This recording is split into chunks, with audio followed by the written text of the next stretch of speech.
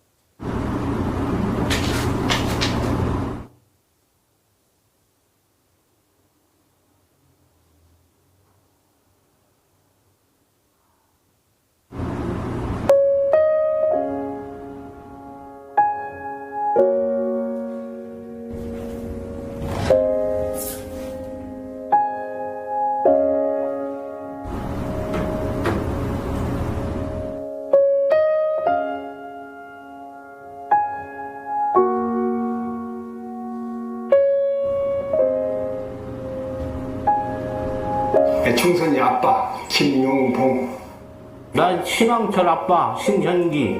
이영근입니다. 큰아들이. 저 영우 아버지 되는 사람입니다. 조유섭 아빠, 진영이 아빠. 성함은 김성복. 생각나지요. 그 아들, 딸만 낳다가 아들 가졌는데 요번에도 딸이 못할까 했는데 네 엄마 아빠 동생한테 신경 써주고 고맙고 부모로서 이렇게 뭔가를 충분하게 해줘야 되는데 그런 것도 못 해주고 그래서 참 마음이 아픕니다. 아들이라는 것은 어느 누가 바꿀 수도 없는 것이고 크게 뭐 도와주지도 못했고 했는데 그들이 알아서 잘 커가지고. 계속 부족한 게 부모 마음 아닐까요? 죽는 순간까지 그런 제가 그런 마음으로 살고 있어요. 계속 부족한 거예요. 너무 엄하게 했던 게 그게 좀 미안해요.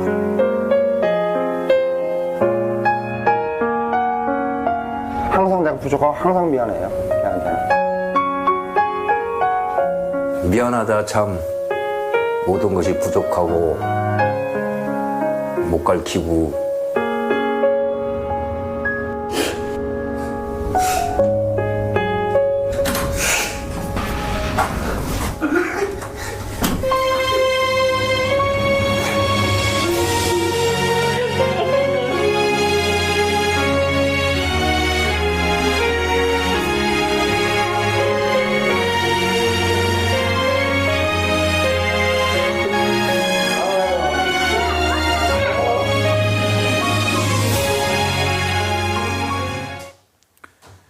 제가 1부 때 이렇게 하고 설교를 해보니까 설교를 못 하겠더라고요. 그래서 우리 세상의 모든 어머니와 아버지에게 박수하겠습니다. 분위기가 너무 무거워져가지고 힘들더라고요. 이게 2015년도 KB 국민은행에서 만든 광고 영상 앞부분인데요. 저는 여기에서 참 인상 깊었던 것이 이 아버지들의 인터뷰 그 내용이 참 인상 깊었어요. 제가 이 영상을 보기 전에 아버지가 계셨거든요.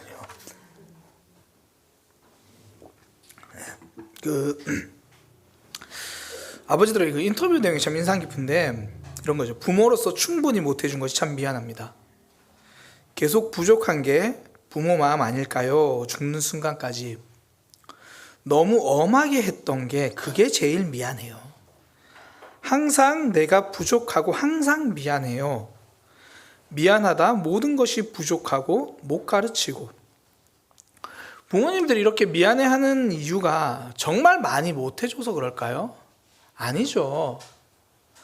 내가 해준 것이 참 많은데 해주고 싶은 사랑이 더 커서 그렇죠. 그러니까 내 마음속에 있는 자녀들을 향한 그 사랑이 더 크니까 그 사랑은 참 큰데 그걸 표현하는 게 참 서툴었던 거죠. 너무 엄하게 했던 게 그게 제일 미안해요. 그분은 엄하게 자녀를 양육하는 게 사랑인 줄 알았거든요. 아이들 곁에 있어주지 못해서 밖에서 그래도 열심히 내가 돈 벌고 늦게까지 일하고 그게 사랑인 줄 알았던 거죠. 아마 뭐 여기 계신 우리 성도님들 모든 분들, 자녀가 있는 모든 분들 공통된 마음일 거예요. 그러니까 잘해주고 싶은데 그게 참 서툴었던 거죠. 이런 모습을 보면서 이 부모 교육 하시는 분들이 자주 쓰는 말이 있습니다. 부모 나이라는 말을 써요. 이게 보통 이제 첫 아이를 낳을 때 부모들의 뭐 실제 나이가 뭐 우리 교회로 보면 보통 뭐 20대, 30대 그때 첫 아이를 낳잖아요. 뭐 25일 수도 있고 35일 수도 있고. 그런 태어나는 순간의 부모 나이 말고 부모가 태어나는 아이가 태어나는 순간 내가 부모로 1살 된다는 거예요. 왜냐하면 내 인생의 부모는 그때가 처음이거든요. 그러니까 아무리 준비를 잘해도 막상 태어나면 서툰 거죠. 그러니까 부모 나이 1살.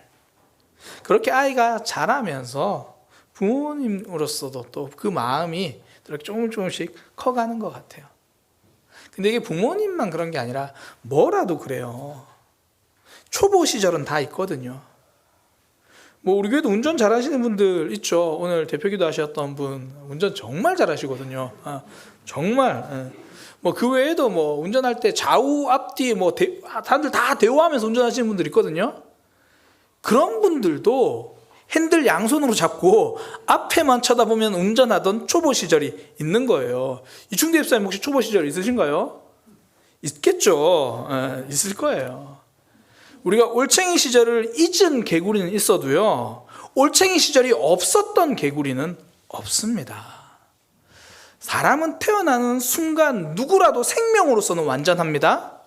그러나 점점 자라면서 완성되어 가는 거예요. 그러니까 하나님이 우리에게 생명을 주셨다는 점에서 우리는 완전합니다. 그러나 또한 우리 인생을 하나님께서 만들어 가신다는 거예요. 완성되어지죠. 우리 인생을 하나님이 만들어 가신다. 저는 이 말이 참 위로가 돼요. 우리 인생을 만들어 가신다는 이야기는 부족한 우리에게 찾아오셨다라는 거거든요. 부족한 우리의 모습을 받아주신다라는 의미죠. 이미 다 완성된 모습, 좋은 모습만 그렇게 받아주시는 게 아니라는 거예요. 지금 바울의 고백을 통해서 우리가 알 수 있잖아요.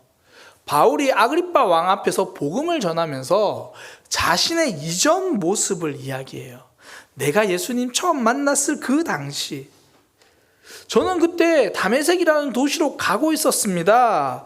그때 예수님이 저를 찾아오셨어요. 왕이요, 제가 정오쯤 될 때 같은 우리 일행들과 가고 있었는데 그때 하늘에서 밝은 빛이 저에게 비추어서 저 그렇게 예수님 만났습니다. 바울이 언제 예수님 만났습니까? 다메섹으로 가고 있을 그때가 언제입니까? 예수님 복음 전하러 가는 길이 아니라 예수님 믿는 사람 박해하러 가는 길이에요. 우리가 부족하고 연약하고 완악하고 죄인일 때 전도자 바울에게 찾아오신 게 아니라 박해하는 그 발걸음에 찾아오신 겁니다. 그래서 바울이 9절부터 자기 모습을 쭉 이야기해요. 저는 나사렛 예수의 이름을 대적하는 게 그게 당연한 줄 알았어요. 하나님 없이 살아가는 게 당연한 줄 알았고 하나님 없는 것처럼 살아가도 괜찮은 줄 알았어요. 바울은 그렇게 생각만 한 게 아니라 하나님 대적하는 모습을 실천하면서 그렇게 살았대요. 직접 박해했다고. 성도들을 감옥에 가두고 해치는 일에 찬성하고 그들을 괴롭히고. 우리의 삶도 그럴 때 있었잖아요. 저는 제가 예수님 믿었을 때 그 당시의 간증을 아마 설교나 또 개인적으로 만났을 때 제가 여러 번 말씀드렸어요. 제가 하나님 정말 믿어봐야겠다. 나 신앙생활 잘해봐야겠다. 그때 제가 하나님을 믿은 게 아니고요. 저는 이게 중학교 때 학생회 때인데 저는 성경을 읽으면서 성경을 안 믿었거든요. 아니, 믿을 수가 없었어요. 그래서 저는 성경을 보면서 스스로 결정을 했어요. 우리나라에 단군 신화가 있는 것처럼 성경은 그냥 이스라엘 땅의 신화야. 이건 그냥 믿을 수 없는 거야. 그러니까 저는 하나님을 없는 존재에 취급하고 있었거든요. 그러면 하나님도 야, 네가 나를 없다고 생각하냐? 그래, 나도 너 없는 셈 치자. 이렇게 말해도 제가 조금 더 할 말이 없잖아요. 근데 저는 성경을 못 믿겠다, 안 믿겠다 선언하고 있었는데 하나님은 그런 제 모습에 찾아오신 거예요. 그런 저를 만나 주신 거죠. 하나님은 우리가 한없이 부족했을 때 찾아오십니다. 완벽하고 괜찮은 모습이 아니라는 거예요. 부족한 모습에도 찾아오십니다. 이걸 받아들이면 달라지는 게 있어요. 부족한 내 모습에 하나님 찾아오시는구나, 이거 받아들이면 뭐가 달라지냐면 자기 용서가 돼요. 내가 그렇게 못났을 때도 하나님 나를 찾아오셨으니까 못난 내 모습 하나님이 그래도 괜찮다고 해주시는구나. 바울이 복음 전할 때마다 자신의 이 연약한 모습을 이야기할 수 있었던 게 바로 그거죠. 우리가 보기에 되게 멋진 간증처럼 보이잖아요. 와, 저 사실은 예수님 안 믿었고 핍박하는 사람이었는데 저 이제 예수님 믿게 됐어요. 극적인 변화니까 뭔가 멋있는 것 같죠. 근데 바울 입장에서는요, 솔직히 이거 입을 떼기 어려운 간증이에요. 초대교회에 처음으로 7명의 집사님이 세워졌습니다. 그 중에 한 명이 스데반 집사님이에요. 그 스데반 집사님을 돌로 쳐서 죽이는 일의 주동자가 바울이었어요. 바울은 스데반 집사님이 순교하는 그 자리에서 너무나 당연하다, 잘 죽었다 박수치던 사람이었거든요. 그런 부끄럽고 숨기고 싶은 나의 과거, 내 모습, 나의 연약함, 하나님이 그걸 받아주시니까 그 내 모습이 용서가 되는 거예요. 자기 용서가 되는 거죠. 자기 용서는요, 자기 합리화하고는 다릅니다. 자기 합리화는 지난 과오를 인정하고 받아들이는 게 아니고 외면하고 발뺌하는 거예요. 뭐 이런 게 자기 합리화죠. 에이, 유대인 치고 예수님께 도란 던진 사람 누가 있어? 유대인 치고 예수님 십자가에 못 박으라고 손가락질 안 한 사람 누가 있어? 아니, 누구는 뭐 박해하고 싶어서 박해했나? 나는 원래 바리새인으로서 그렇게 자랐고 배워왔으니까 이런 게 자기 합리화거든요. 그래요, 제가 박해자입니다, 이 말 한마디가 나오지 않아서 아유, 어쩔 수 없는 거죠. 뭐 그렇지 않은 사람 누가 있어요? 라고 말하는 거, 이게 자기 합리화죠. 그러나 자기 용서는 그래요, 저 정말 하나님 앞에서 저 죄인입니다. 저 정말 연약하고 부족하고 하나님 앞에서 너무 부끄러워요. 그러나 하나님이 그런 제 모습을 찾아와 오셨으니까 저 부끄러운 그 모습 그대로 하나님께 나아가 볼게요. 자기 연약함을 받아들이게 되는 것, 이게 자기 용서죠. 그래서 예수님은 항상 우리가 있는 모습 그대로 있을 때 그때 찾아오세요. 예수님이 예수님의 제자였던 마태를 찾아가셨을 때 그때 마태는 세관에 앉아 있었거든요. 그러니까 세리로서 동계산하고 있을 때, 뭐 오늘날 뭐 그냥 공무원 그냥 직장으로 찾아갔다는 의미가 아니고 세관에 앉아 있을 때라는 게 당시 상황으로는 그래요. 횡령하고 있을 때 그런 개념으로 보면 돼요. 다른 사람과 착취하고 있을 때 그런 개념으로 보면 돼요. 그 자리에 예수님이 찾아가서 부르시는 거예요. 우리는 그런 마음 들잖아요. 좀 영적으로 세수 좀 하고 나면, 영적으로 좀 우리가 뭔가 회개 좀 하고 나면 그때 딱 찾아오시면 좋겠는데, 왜 착한 일 하고 있을 때, 왜 그런 거 있잖아요. 막 남들 아무도 안 나오는 특별 새벽기도 막 혼자서 막 나오고 있을 때 예수님 재림하시면 좋겠는데, 새벽기도 잘 나가다가 예배 잘 오다가 그날 하필 빠졌는데 그날 예수님 오시면 되게 당황스러운. 그런데 꼭 그렇게 연약한 모습일 때, 가장 부끄러운 모습 그 자리에 찾아오시는 거예요. 베드로가 다메섹으로 가던 그 길에 찾아오신 것처럼, 핍박하러 가던 길, 박해하러 가던 길, 정말 숨기고 싶은 내 모습, 그곳에서 우리를 만나 주시는 거죠. 그 모습 그대로 받아 주시겠다는 거예요. 우리 가운데 지금 하나님을 향해서 뜨거움을 가지고 있는 분들도 있을 거예요. 그러나 어쩌면 겨우 예배 참석하시는 분들도 있을 거예요. 어쩌면 예배 나오는 것도 매주 마음속에 갈등인 분도 있을 거예요. 그런데 하나님은 그런 흔들리는 우리 부족한 마음 가운데 찾아오신다는 거예요. 그러면서 우리가 자기 용서가 되죠. 흔들리는 내 마음도 하나님은 받아주시는구나. 저는 성경에서 과부의 두렙돈 사건 있잖아요. 과부가 헌금을 하는데 정말 동전 2개, 지금으로 말하면 정말 한 2,000원, 1,500원 정도 되는 돈을 헌금했을 때, 그때 예수님이 이 여인은 전부를 드렸다 그렇게 말씀하시잖아요. 저는 그 모습을 보면서 예수님께 그 이야기를 들은 이 과부, 이 여인은요, 자기 삶이 스스로가 받아들여졌을 것 같아요. 본인은 알죠. 지금 내가 가진 것, 남들이 보기엔 초라해 보여도 이게 전부라는 거 본인은 알아요. 본인은 알고 이거라도 하나님께 드려야지 하고 드리는 본인의 마음은 알아요. 그런데 사람이요, 내가 아무리 하나님 앞에 떳떳하다고 그래도 옆 사람 눈치 보일 때 있거든요. 남들이 나를 어떻게 볼까? 이거 정말 드려도 될까? 그런 마음 들 때 있거든요. 부족한 내 모습 이거 어떡하지? 그때 예수님 말씀하시는 거예요. 너는 네 인생 전부를 헌신한 거다. 내 모습이 받아들여지잖아요. 나의 연약함이 내 스스로도 납득이 되잖아요. 예수님이 부활하신 이후에 베드로를 찾아가셔가지고 요한의 아들 시몬아, 네가 나를 사랑하느냐? 3번 물으시잖아요. 베드로가 3번 부인했으니까. 부인했던 너의 모습 내가 그 자리로 찾아가겠다. 그곳에서 회복시켜 주시죠. 지난 신앙생활 우리가 잘한 일도 많지만 사실 부끄러운 일도 많죠.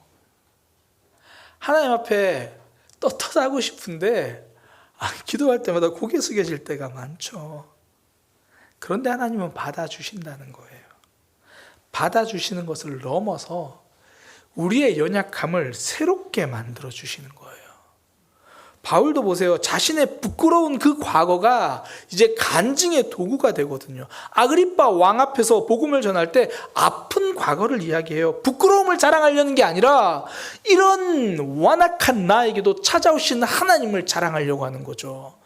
나의 부족했던 모습이, 나의 갈등했던 모습이, 나의 흔들렸던 모습이 붙잡아 주시는 하나님을 드러내는 복음의 통로가 되는 거죠. 내 아픔이 복음의 통로가 됩니다. 내 아픔이 하나님 앞에서 귀하게 쓰이는 도구가 되는 거예요. 고대 그리스 희곡 중에 이 필록테테스라는 이야기가 있어요. 필록테테스, 그 이야기가 어떤 거냐면 이 배경이 트로이 전쟁이에요. 우리 한 번쯤 들어본 그 전쟁, 트로이 전쟁이라는 게 그리스 연합군이 트로이를 공격하는 게 이 트로이 전쟁입니다. 이 그리스 연합군이 트로이를 공격하러 가는데 이제 배를 타고 갑니다. 엄청난 배를 끌고 가요. 그 가운데 이 연합군 중에서 이 피록테테스라는 사람이 있어요. 굉장히 용감한 사람이거든요. 그런데 이 피록테테스와 함께 가다가 섬에 잠시 들렀는데 이 피록테테스가 거기서 독사에 물려요. 독사에 물리니까 그 독이 온몸에 퍼지잖아요. 그러니까 그 독이 퍼지는 그 상처 때문에 악취가 나는 거예요. 그리고 너무 아프니까 막 신음소리 내고 아프니까 막 비명 지르고, 그러니까 함께 있던 사람들이 쟤 버리자 이렇게 결정을 해버려요. 그래서 피록테테스를 이 렘노스라는 무인도에다가 버려두고 배가 떠나버려요. 그 피록테테스는 그 혼자 무인도에 있으면서 이제 막 도끼가 막 올라오면 막 비명을 지르다가 또 잠잠해지면 근처에 있는 열매 구해서 먹고, 그렇게 10년을 지내요. 그렇게 피록테테스는 무인도에 10년을 있는데, 문제가 이 그리스 연합군이 이 트로이를 갔는데 전쟁이 10년 동안 안 끝난 거예요. 계속 전쟁을 하고 지지부진하고 이러다가 지겠다는 마음이 든 거죠. 근데 사실 그때 신탁, 예언이 있었거든요. 그 예언 중에 하나가 뭐냐면 피록테테스가 가진 활이 있어야 전쟁에서 승리할 거다. 이게 예언이 있었어요. 이 피록테테스가 가진 활이, 우리 한 번쯤 이름 들어본 헤라클레스 있잖아요. 그 헤라클레스의 활을 이 헤라클레스가 피록테테스에게 준 거거든요. 그 헤라클레스의 활이 있어야 전쟁에 승리할 거다. 그러니까 사람들은 상처난 그 사람을 버렸어요. 그런데 사실 그 상처 난 사람이 활도 가지고 있는 거예요. 이어령 박사가 이 이야기를 하면서 이렇게 이야기를 하더라고요. 상처가 곧 활이다. 내가 가지고 있는 상처, 내가 가지고 있는 아픔이 나를 승리하게 만들어주는 도구라는 거예요. 우리의 신앙이 그렇잖아요. 나의 아픔, 나의 연약함, 나의 부족함 때문에 우리는 하나님을 붙들거든요. 이게 과거 연약함만 그런 게 아니죠. 지금 나의 부족함, 연약함을 통해 하나님이 일하십니다. 그게 바로 고린도후서 12장 9절에서 바울이 고백하는 거죠. 바울이 하나님께 열심히 기도했거든요. 하나님, 저 이 질병이 좀 치료됐으면 좋겠어요. 그때 하나님께서 바울에게 하신 말씀, 내 은혜가, 하나님의 은혜가 너에게 족하다. 내 능력이, 하나님의 능력이 약한 데서 온전해짐이라.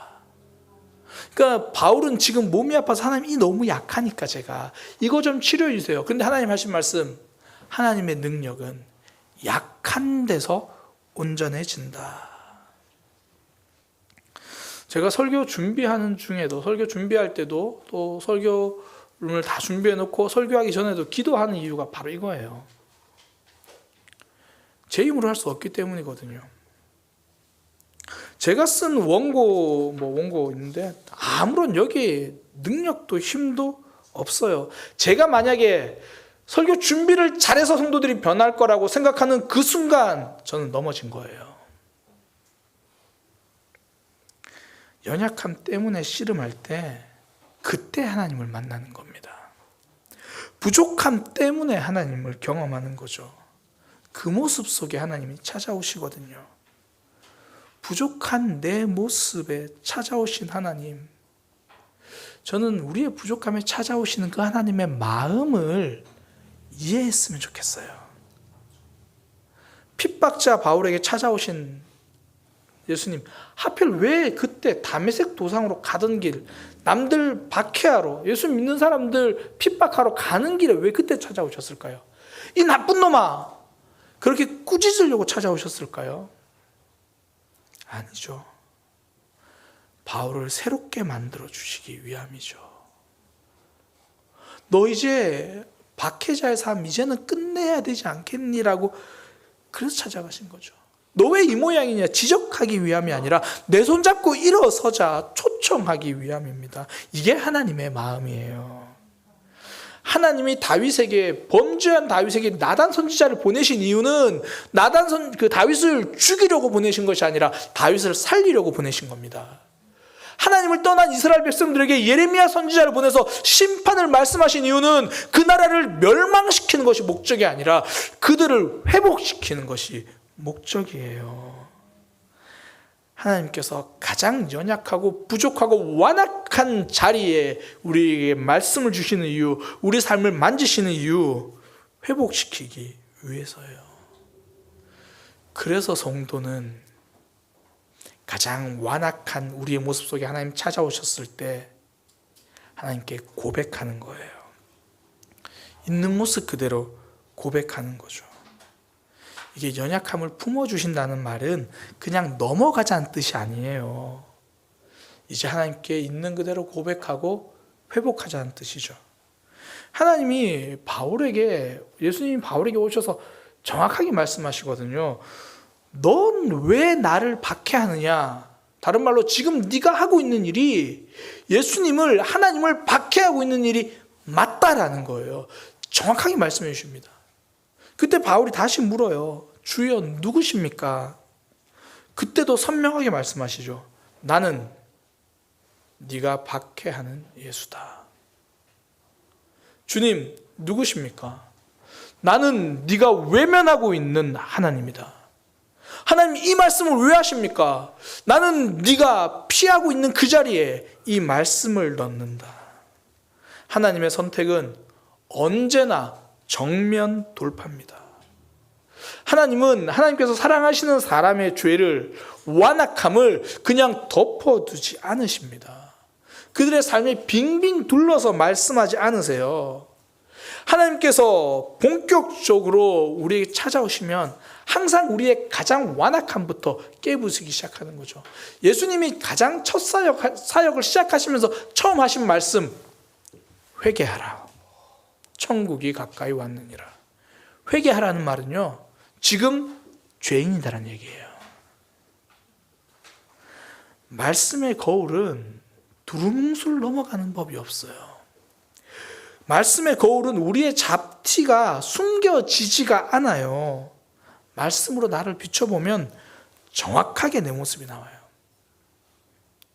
그래서 내가 오늘 예배를 통해서, 말씀을 통해서 은혜 받았는지 안 받았는지 알 수 있는 가장 좋은 방법, 스스로 점검할 수 있는 방법을 하나 알려드릴게요. 말씀을 들었는데 듣고 나니까 그래, 우리 애들이 바뀌어야지. 이거 은혜 못 받은 거예요. 말씀을 듣고 예배를 드렸는데 상대방의 들보가 여전히 보인다면, 상대방의 티가 보인다면, 내 눈에 들보죠. 내 속에 있는 큰 잘못이 아직도 보이지 않는다면 그건 내가 하나님 앞에 서지 않은 거죠. 요즘 스마트폰 정말 좋더라고요. 저도 그렇게 좋은 기종은 아닌데 그래도 이 셀카를 찍으면 제 얼굴이 뽀얗게 나와요. 제가 지금 봄에 이렇게 좀 산책을 나갔더니 오늘 좀 타긴 했는데 셀카 찍으면 뽀얗게 나와요. 요즘 특별히 왜 얼음폰 말고 아이폰 이렇게 이럴 때 웃어주는 건데, 아이폰으로 찍으면 이게 뽀샤시 효과가 있어요. 이 피부 뽀송뽀송 나오고 그래요. 근데 말씀 카메라로 우리를 찍으면 죄의 모공까지 다 보여요. 우리 마음속에 있는 죄까지 다 보여요. 있는 그대로 드러납니다. 왜 하나님은 말씀을 통해 그렇게 다 드러내십니까? 흉보려고 그러시는 게 아니라, 공격하려고 그러시는 게 아니라 치료하시려고 그러는 거예요. 그래서 바울에게 예수님이 말씀하시잖아요. 가시채를 뒷발질하기에 내게 고생이다. 이 가시채라는 게 가시가 달린 채찍을 말하는 거예요. 그러니까 이런 의미입니다. 네가 가시가 달린 채찍을 발로 차봐야 네 발만 아프잖아. 언제까지 그렇게 아프게 살래? 언제까지 그렇게 외면하며 살래? 언제까지 그렇게 갈등하고 흔들리며 살래? 이제 하나님 앞에 서야 하지 않겠니? 우리의 모습을 선명하게 고백하자는 거죠. 고백이라는 단어 좀 더 선명한 느낌으로 바꾸면 이렇게 정도 되겠죠. 자백. 너 죄인이잖아. 너 완악하잖아. 자백. 아주 오래된 방공표죠. 자수해서 광명 찾자. 고백해서 회복하자. 하나님이 우리에게 말씀의 거울을 주시는 이유, 있는 그대로 고백하고 새로운 모습이 되기를 원하시는 거죠. 금요기도회 청년들도 좀 나오잖아요. 청년들이 금요기도회 마치고 이렇게 가끔씩 밖에 둘러서서 이야기하는 걸 이제 들리거든요. 애들이 참 보통 능력이 아니에요. 저는 보통 이제 기도를 한 10시 한 40분까지 하고 하면 아이들이 기도할 때는 일찍 일어났는데 거기서 밖에서 대화하고 있어요. 보통 능력이 아니에요. 와, 그 시간에 앉아서 기도를 하지 그냥. 그 대화를 하고 있는데 그 대화를 하는 내용 중에 가끔씩 들어보면 이런 거 있어요. 와, 오늘 설교 듣다가 뼈 부러졌어. 애들 그런 얘기예요. 뼈 부러졌어. 이게 어떤 의미냐면 이 젊은이들 표현으로 뼈 때린다 이런 표현이 있거든요. 뼈 때리는 말씀. 그러니까 내 말씀 구석구석을 지적하고 내 모습을 알려줬다라는 거예요. 뼈 때리는 말씀. 그래서 애들이 표현이 그래요. 오늘 설교 듣고 골절상 입었다. 뭐 그렇게 이야기를 하거든요. 애들이 기도 안 하고 올라가가지고 그렇게 대화하고 있는 거 보면 속에서 뜨거운 것이 이렇게 뜨거운 열정이 올라오기도 하지만 그래도 그런 고백을 들으면 행복해요. 말씀의 정면 돌파를 피하지 않았다는 고백이거든요. 하나님이 우리 중심에 심령 골수에 뼈를 때리려고 말씀하시는데 피하지 않았다라는 거예요. 하나님이 우리 청년들에게 왜 그렇게 뼈를 때리십니까? 애들 표현으로 왜 골절상 뼈를 말씀으로 부러뜨립니까? 죄로 휘어져 있던 뼈를 교정해 주시겠다는 거예요. 새롭게 회복하고 치료해 주시겠다는 거죠. 우리가 처음 하나님 만났을 때도 그렇고 지금도 우리 삶을 보면 여전히 부족한 것 많아요. 연약하고 완악한 모습 그 자체죠.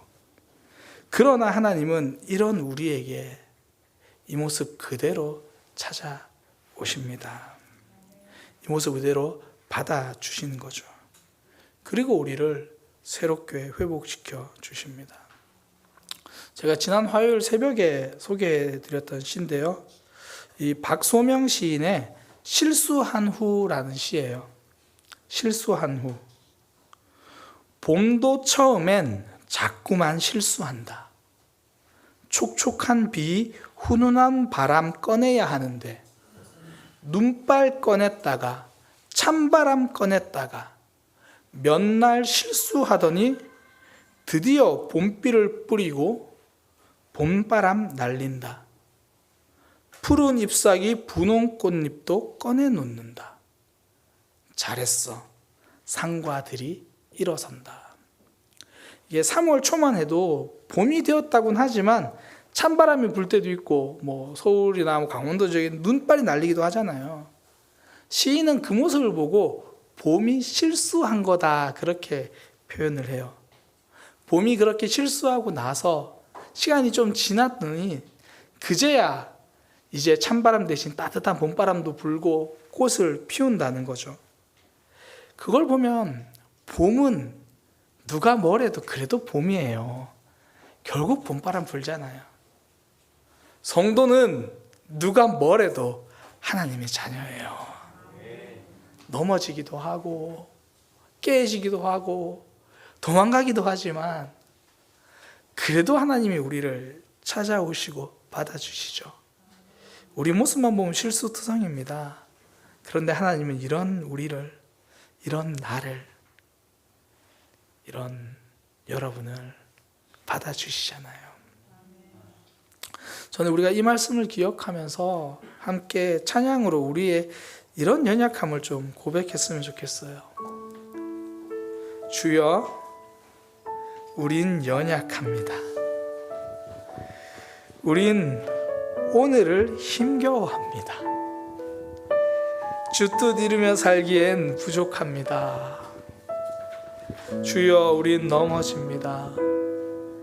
오늘 하루 또 실수합니다. 주의 긍휼이 필요한 죄인입니다. 주님을 바라보겠습니다. 우리 그 마음으로 함께 고백하며 찬양합니다.